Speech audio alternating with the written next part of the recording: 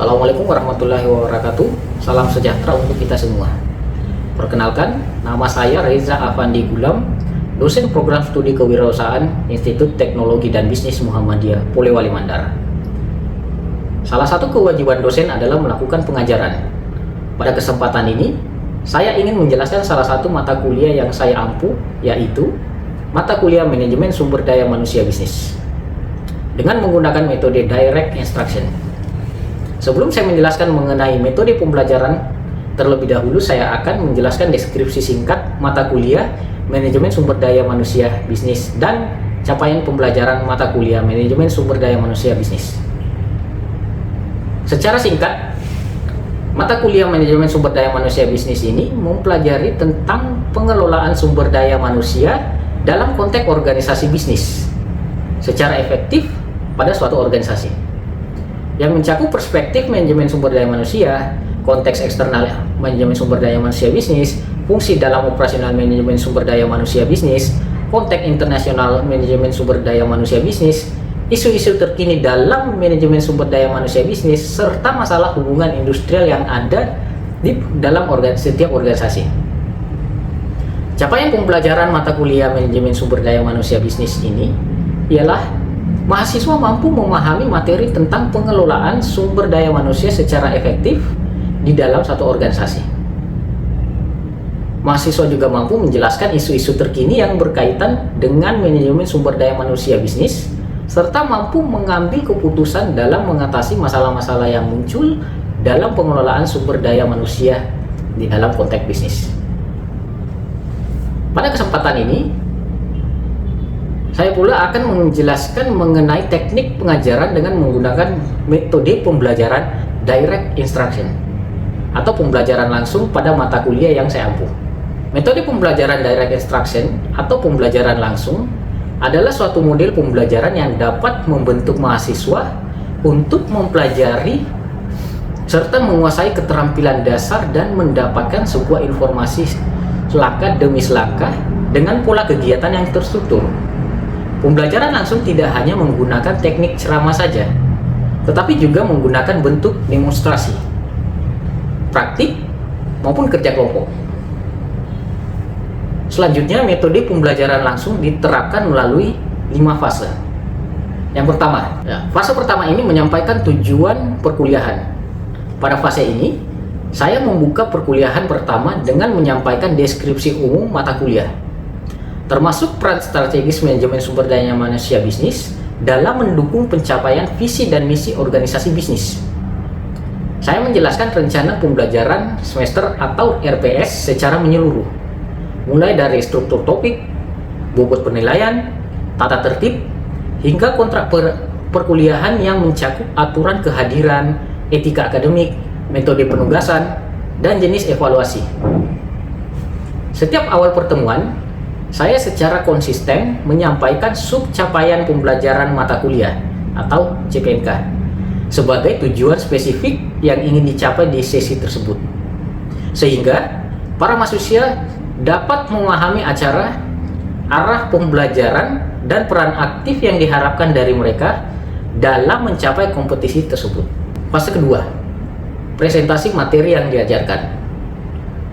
Untuk mendukung pembelajaran aktif dan mandiri, saya membagikan materi pembelajaran lebih awal dalam bentuk slide PowerPoint, e-book, jurnal ilmiah, artikel praktis, atau video pendek melalui platform e-link yang dapat diakses oleh grup WhatsApp kelas. Harapan saya adalah mahasiswa dapat melakukan pra pembelajaran atau pre-reading agar setiap diskusi lebih dalam. Saat perkuliahan berlangsung, saya memulai dengan review materi pertemuan sebelumnya, baik dengan tanya jawab singkat, kuis reflektif, atau need mapping bersama. Kemudian saya menyampaikan materi inti secara eksplisit dengan penekanan pada konsep-konsep penting seperti rekrutmen, seleksi pengembangan sumber daya bisnis, evaluasi kinerja, yang dikaitkan langsung dengan praktik dunia kerja dan studi kasus yang nyata. Materi disampaikan dengan bahasa akademik yang komunikatif, didukung media visual dan storytelling agar mahasiswa lebih mudah memahami konsep abstrak secara kontekstual. Kemudian kita masuk pada fase ketiga, latihan terbimbing. Nah, pada fase ini setelah pemaparan materi, saya memberikan latihan terbimbing untuk menguatkan pemahaman secara konseptual. Latihan ini berupa analisis kasus singkat, simulasi peran atau biasa kita kenal dengan role play, seperti wawancara kerja atau negosiasi kompensasi, serta diskusi kelompok kecil dengan arahan saya pribadi selaku dosen. Selama latihan, saya mendampingi secara aktif untuk membimbing arah berpikir mahasiswa, memberikan umpan balik langsung, dan memastikan setiap kelompok memperoleh pemahaman yang utuh di tiap-tiap materi. Kegiatan ini bertujuan agar mahasiswa membangun keterampilan praktis dan berpikir kritis, sekaligus melatih mereka untuk mengaplikasikan teori ke dalam konteks yang relevan dengan tantangan sumber daya manusia di bidang industri. Kemudian masuk pada fase keempat, yaitu latihan mandiri. Pada fase ini, untuk memperkuat hasil belajar dan mendorong mahasiswa menjadi pembelajar yang mandiri, saya memberikan tugas individual maupun proyek kelompok berbasis studi lapangan atau simulasi bisnis. Misalnya, mahasiswa diminta untuk merancang sistem rekrutmen berbasis kompetensi, menyusun analisis kebutuhan pelatihan di perusahaan tertentu, membuat laporan refleksi tentang pengalaman kerja mereka terkait pengelolaan sumber daya manusia dalam konteks bisnis. Tentu saja tugas ini mendorong mahasiswa untuk mengintegrasikan pengetahuan, keterampilan, dan nilai-nilai profesionalisme, sekaligus meningkatkan kepekaan terhadap dinamika dunia kerja yang sesungguhnya. Kemudian kita masuk pada fase terakhir, yaitu fase 5, penilaian dan umpan balik. Pada fase 5 ini, setiap akhir perkuliahan maupun setelah penyelesaian tugas, saya melakukan evaluasi formatif melalui refleksi, kuis singkat, atau tanya jawab cepat untuk mengukur pemahaman mahasiswa. Penilaian dilakukan secara berkelanjutan dan akuntabel, mencakup aspek kognitif, aspek sikap, dan psikomotorik. Saya juga memberikan umpan balik konstruktif baik secara langsung di kelas maupun melalui komentar tertulis di platform digital. Mahasiswa juga diberi kesempatan untuk melakukan evaluasi diri dan per-assessment guna menumbuhkan kesadaran akan proses belajar mereka dan meningkatkan rasa tanggung jawab akademik. Demikian yang sempat saya sampaikan tentang proses pembelajaran mata kuliah manajemen sumber daya manusia bisnis. Selanjutnya, saya akan menampilkan video proses pembelajaran untuk mata kuliah manajemen sumber daya manusia bisnis dengan metode direct instruction. Terima kasih. Assalamualaikum warahmatullahi wabarakatuh. Waalaikumsalam warahmatullahi wabarakatuh. Oke, sekarang kita masuk pada pertemuan kelima. Pertemuan kelima ini kita akan membahas pelatihan dan pengembangan sumber daya manusia. Sebelum kita masuk pada materi, ada nggak teman-teman di sini yang masih ingat tentang pertemuan kita sebelumnya atau materi apa yang sebelumnya kita pelajari? Silakan. Ada yang ingat? Ya, Pak. Oke. Materi sebelumnya itu yaitu orientasi dan penempatan karyawan. Penempatan karyawan itu membahas tentang apa? Membahas tentang tahap awal yang krusial dalam proses manajemen SDM. Tahap awal Yang krusial dalam proses manajemen SDM. Oke. Apa lagi? Ada sama penjelasannya juga mengenai orientasi dan penempatan. Apa itu orientasi? Orientasi di sini adalah proses pengenalan karyawan baru terhadap lingkungan kerja, budaya perusahaan, peraturan, serta tanggung jawab pekerjaannya. Di mana tujuan dari orientasi adalah untuk membantu karyawan beradaptasi lebih cepat, merasa diterima, dan memahami ekspektasi organisasi sejak awal. Oke, kita masuk pada pertemuan kelima ini, pelatihan dan pengembangan sumber daya manusia. Pengertian pelatihan dan pengembangan sumber daya manusia. Pelatihan merupakan proses sistematis yang dirancang untuk membantu karyawan mempelajari keterampilan atau pengetahuan yang dibutuhkan untuk pekerjaan saat ini. Jadi, karyawan itu sangat membutuhkan namanya pelatihan untuk menambah kemampuan atau skill mereka. Ahli salah satunya adalah Gary Dessler yang menyebut pelatihan sebagai proses sistematis untuk mengajarkan karyawan cara melakukan pekerjaan mereka untuk memperkenalkan mereka pada pekerjaan baru. Jadi di sini menurut si Gary ini proses sistematis untuk mengajarkan, artinya orientasi dasar di sini mereka harus mengenal dulu job desk-nya apa, kemudian kita harus melatih. Nah, sementara itu pengembangan sumber daya manusia ini memiliki cakupan yang lebih luas dan berorientasi pada pertumbuhan jangka panjang karyawan. Jadi pelatihan bukan hanya kewajiban organisasi, tetapi investasi strategi bagi perusahaan. Jadi manfaat pelatihan ada dua. Yang pertama itu bagi perusahaan. Tentu saja kalau bagi perusahaan itu meningkatkan produktivitas dan efisiensi. Nah misal, siapa namanya tadi? Nanda ini masih baru masuk. Kemudian dia tidak di training, langsung disuruh bekerja di satu sub bidang atau divisi. Itu tentu saja membingungkan si Nanda ini. Akibatnya apa? Otomatis kesalahan dalam bekerjanya ini lebih besar case-nya. Yang ketiga itu meningkatkan motivasi, loyalitas, serta resistensi karyawan. Kemudian masuk pada manfaat bagi karyawan.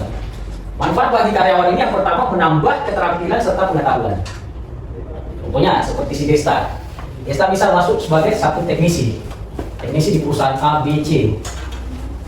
Tetapi karena pengembangan teknologi handphone kalian teman-teman, misalnya, itu karena harus berkembang terus-menerus, ada developnya di situ, otomatis si Desta ini harus dikembangkan juga skillnya atau kemampuannya. Yang kedua ini, meningkatkan rasa percaya diri dalam bekerja. Jadi ketika kita sudah dilakukan atau diberikan pelatihan pada perusahaan, otomatis rasa percaya dirinya si Desta atau teman-teman yang lain ini bisa lebih terbangun. Akhirnya bekerja lebih baik atau lebih pede. Sebelum membuat program pelatihan atau organisasi itu perlu mengetahui yang pertama apa yang perlu diajarkan. Dua, Kepada siapa? pada siapa. Yang tiga, Mengapa harus dilatih? Oke. Kemudian tingkat individu, siapa yang membutuhkan pelatihan berdasarkan evaluasi kinerja. Di sini biasanya tiap perusahaan itu memiliki yang namanya KPI atau Key Perform Indicator. Ini yang dinilai tiap tahun. Metode pelatihan ini terbagi atas dua. Yang pertama on the job training atau OJT. OJT itu adalah salah satu metode yang dilakukan langsung di lingkungan pekerja di mana karyawan bisa sambil menjalankan tugas sehari-hari. Beberapa bentuk OJT meliputi contoh kasusnya, misal siapa tadi namanya? Asmiranda itu masuk dalam satu perusahaan, kemudian Asmiranda ini seperti yang kalau saya katakan tidak langsung menjalankan satu pekerjaan di dalam divisinya. Jadi ada coaching dari senior maupun dari atasan langsung. Jadi misal si yang kiri saya ini koordinatornya Chef Asmiranda, dialah yang mendampingi Asmiranda untuk melakukan pekerjaan, khususnya pekerjaan pertama, apalagi kalau kategorinya masih kategori karyawan baru. Kemudian kita masuk pada the job training. Hal ini berbeda dengan OJT, di mana pada pelatihan ini dilakukan di luar dari konteks pekerjaan rutin. Jadi di sini misal teman-teman 2 tahun kemudian sudah bekerja, otomatis ketika levelnya masih staff atau apa, dia diberikan pelatihan di luar jam kerja ini biasanya berupa diikutkan seminar, diikutkan workshop, itu supaya teman-teman ini bisa lebih mendalami skill atau kemampuan yang ada. Sampai di sini kira-kira ada yang mau ditanyakan atau bagaimana? Ya, sekarang. Nama saya Nur Fadila Masri. Saya akan memberikan pertanyaan, yaitu pertanyaan saya adalah apa tantangan yang biasanya dihadapi oleh perusahaan dalam menerapkan program pelatihan dan pengembangan karir secara efektif. Baik, terima kasih itu pertanyaan saya. Oke. pertanyaan yang bagus. Tantangannya apa? Tentu saja tantangan bagi perusahaan ini, ketika perusahaan mau perusahaannya maju atau berkembang, tentu saja harus dilakukan pelatihan. Tetapi ada beberapa tantangan dalam realnya. Yang pertama itu anggaran. Anggaran untuk melaksanakan pelatihan atau untuk mengundang narasumber tentu saja nggak sedikit. Jadi terkadang manajemen ini harus memapping ulang agar supaya mereka bisa melihat apa saja atau siapa saja, berapa orang yang harus diikutkan. Tantangan selanjutnya, kadang untuk hal ini waktu untuk para pekerja mengikuti pelatihan atau training ini agak sulit. Jadi di situ letak tantangan utama pada biaya, kosnya, dan pada waktu. Ada lagi? Silakan. Baik, perkenalkan saya atas nama Rizkawati. Di mana pertanyaan saya yaitu apakah pelatihan yang diberikan benar-benar mampu meningkatkan produktivitas atau hanya menjadi formalitas tanpa hasil nyata? Terima kasih. Oke, terima kasih. Pertanyaan yang sangat bagus dari Rizna ya. Rizka. Apakah ini hanya formalitas atau memang sangat bagus dan efektif? Tentu saja ini pelatihan ini bukan hanya sebagai ajang formalitas, tetapi seperti materi yang teman-teman tadi cermati, pelatihan ini tentu saja menambah wawasan. Jadi tidak hanya di konteks satu perusahaan, tapi di konteks beberapa perusahaan yang akan misal kalian akan tempati kemudian. Jadi kalau dikatakan ini formalitas, tidak. Nah, kita kembali ambil contoh ke teknologi. Misal si Desta ini sebagai seorang teknisi handphone, yang tentu saja handphone ini tiap tahun akan berkembang, entah itu dari hardware-nya maupun dari software. Ketika si Desta ini berhenti mengasah atau berhenti memberi pelatihan terhadap dirinya, otomatis skill atau kemampuannya dia stuck. Sementara era digitalisasi, era modern ini sudah jelas perkembangan teknologi sangat pesat. Jadi kalau untuk dikategorikan dia formalitas, tentu saja tidak. Oke? Ada lagi? Saya Pak. Silakan. Baik, yang menjadi pertanyaan saya itu apakah pelatihan hanya dilakukan untuk karyawan baru ataukah juga bisa untuk karyawan yang sudah berpengalaman dalam organisasi Pak? Oke, thank you. Jadi apa pelatihan ini hanya untuk karyawan baru atau bisa juga untuk karyawan yang sudah levelnya advance atau level lanjutan? Tentu saja keduanya bisa dan wajib. Kenapa? Seperti penjelasan pada awal kita, karyawan baru itu justru lebih harus diikutkan pelatihan sebelum dia terjun secara langsung ke lapangannya atau job desk-nya. Jadi job desk-nya dia harus kuasai, instruksi kerjanya dia harus kuasai juga. Tentu saja yang diikuti dengan coaching-coaching dari senior maupun dari supervisor-nya. Nah, untuk level di atasnya atau level advance-nya, tentu saja untuk dari supervisor menjadi manager, biasanya kita lakukan assessment. Ada namanya pelatihan assessment untuk pengembangan kemampuan mereka dan kemampuan leadership. Jadi tidak hanya knowledge-nya dia, tetapi juga leadership-nya dia. Nah, di sini soft skill-nya tentu saja dari staff, supervisor, manager, dan direksi itu pelatihannya berbeda. Jadi kalau pertanyaannya apakah penting pelatihan atau apakah pelatihan hanya untuk karyawan baru dan karyawan lanjutan, itu semua penting. Jadi ilmu itu tidak terbatas, ilmu itu berkembang seiring berjalannya waktu. Jadi apa yang kita ketahui sekarang, kedepannya itu ilmu yang kita ketahui ini mungkin dikategorikan sudah kurang relevan karena ada namanya perkembangan, apalagi di era digitalisasi sekarang yang sangat pesat. Oke? Nah, dari bab 5 ini kita bisa menyimpulkan tentang pelatihan dan pengembangan. Yang pertama itu kita bisa memahami pengertian dan tujuan pelatihan. Yang kedua, menganalisis kebutuhan pelatihan. Yang ketiga, Identifikasi dan mengembangkan metode pelatihan.